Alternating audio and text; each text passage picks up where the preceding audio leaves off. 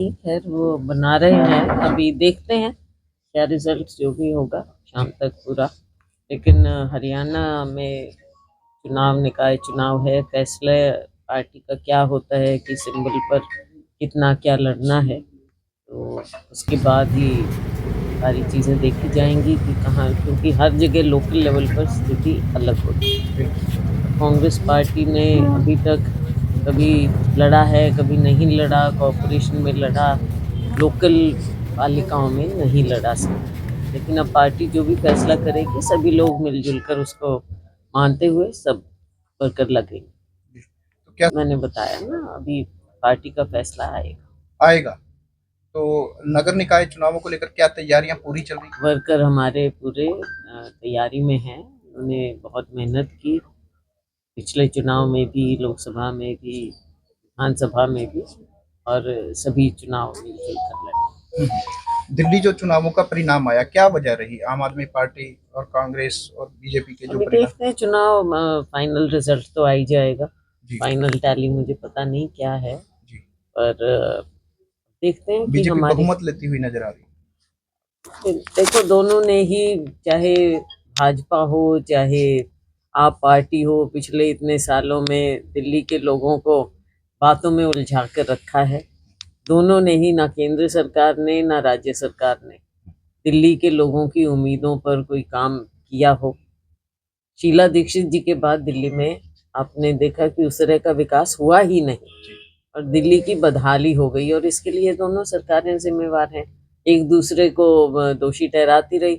अब देखते हैं आगे जो भी करके दिखाएं, जो भी प्रयाग सरकार। महाकुंभ में एक बार फिर से आगजनी हुई है, किस प्रकार की कब घटना? हुई? कल। कल। जी। काफी सारी बड़ी घटना हुई उस पर किस देखो वजह? ऐसा है कि जब इतना, एक और ये लोगों को, श्रद्धालु जाते हैं, हमेशा जाते रहे और इतिहास में जाते रहे, लेकिन अरेंजमेंट तो करनी पड़ती है। और अभी अभी हादसा हुआ, अब और इतने आप बुला भी रहे हैं लोगों को, फिर उनकी अरेंजमेंट भी तो करनी चाहिए कायदे से। और एक बार एक हादसा हुआ, सीख लेनी चाहिए, सारे इंतजाम दुरुस्त होने चाहिए। हाल ही में केंद्र सरकार के बजट जो है वो जारी किया गया है, बजट को लेकर क्या प्रतिक्रिया? बजट में तो देखो, सरकार ने, अभी आज ही मैं मीडिया में देख रही थी कि इतना जो ये दिखावा किया, इन्होंने बातें की, लेकिन स्टॉक मार्केट तो उठा नहीं है उसके बावजूद भी। अगर इतना बढ़िया बजट रहा होता तो स्टॉक मार्केट उठना चाहिए था।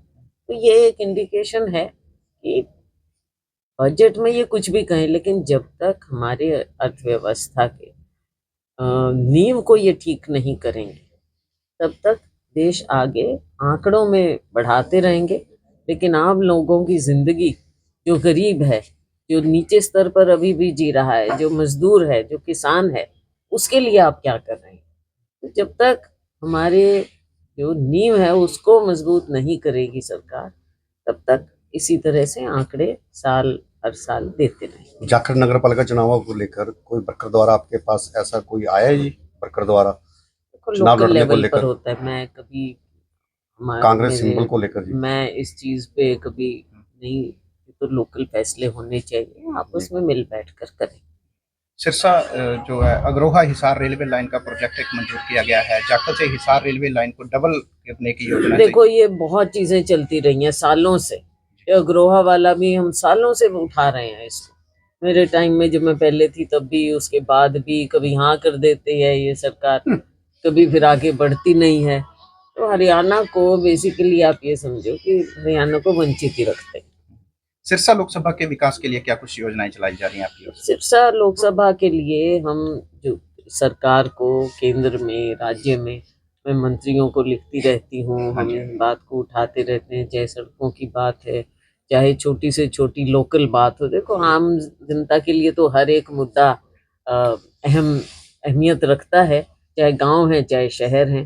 शहरों की बदहाली हो रही है, सबसे ज्यादा जो आप प्रदूषण देखते हैं, कचरा, क्या क्या इंतजाम क्या है इन सिरसा चीजों लोकसभा पे? की उपेक्षा की जा रही है केंद्र सरकार की ओर से?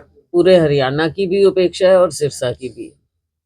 अब मेडिकल कॉलेज बताओ, कितनी बार ये कह चुके, कहाँ क्या एक नया प्रोजेक्ट लेकर आए। बजट में कहा कि परमाणु संयंत्र लगाएंगे, करेंगे, हम उसको बढ़ावा देंगे।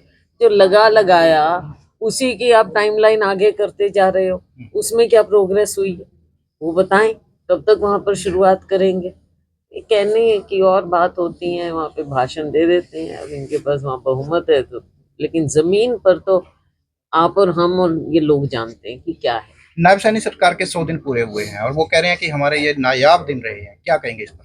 स्लोगन, केवल स्लोगन, ये सरकार ने हमेशा केवल स्लोगन दिए हैं, लेकिन जमीन पर कुछ करके दिखाएं, तभी लाखों नौकरियां खाली पड़ी हैं, कॉन्ट्रैक्ट पर रखे जाते हैं, नौकरियां मिलती नहीं। अभी हाल ही में हमारे बच्चे विदेशों में किस तरह से कैसे उनको वापस धकेला गया, और सरकार ने जिस ढंग से उनका बर्ताव हुआ है उसके बारे में कुछ नहीं। और उसके अलावा मैं तो कहती हूँ कि जो यहाँ पर इस तरह से ये क्या बोलते हैं कबूतरबाजी या ऐसे एजेंट होते हैं और लोग बेचारे अपना सब कुछ दाव पे लगाकर बच्चों को भेजते हैं, और बच्चे भी कैसे कैसे पहुंचते हैं वहां पर, और वहां उनको ऐसे क्रिमिनल्स की तरह वापस भेजा जा रहा है। तो ये जो बीच का एलिमेंट है उस पर तो यहाँ की सरकार को देखना पड़ेगा ना। एक तो वहां पे जिस तरह से उन्हें भेजा जा रहा है, दूसरी ओर यहाँ से वो कैसे जा रहे हैं, किन लोगों के हाथों में खेल रहे हैं वो बेचारे मासूम लोग। तो और यहाँ पर क्यों नहीं उनको कुछ काम काज करने का मौका मिलता? आप कहते थे कि हर साल 2 करोड़ नौकरियां देंगे, अगर वो दी होती या इस तरह का माहौल होता अपने देश में कि कोई भी बच्चा सोचे कि मैं पढ़ लिख जाऊं, स्कूलों की बदहाली वहीं से आप देख लो, बच्चा पढ़ लिख जाए, आगे मैं अपना काम कर लूं, नौकरी मिले, दोनों चीजों में तो इन्होंने अकाल डाल रखा है। बहुत बहुत धन्यवाद।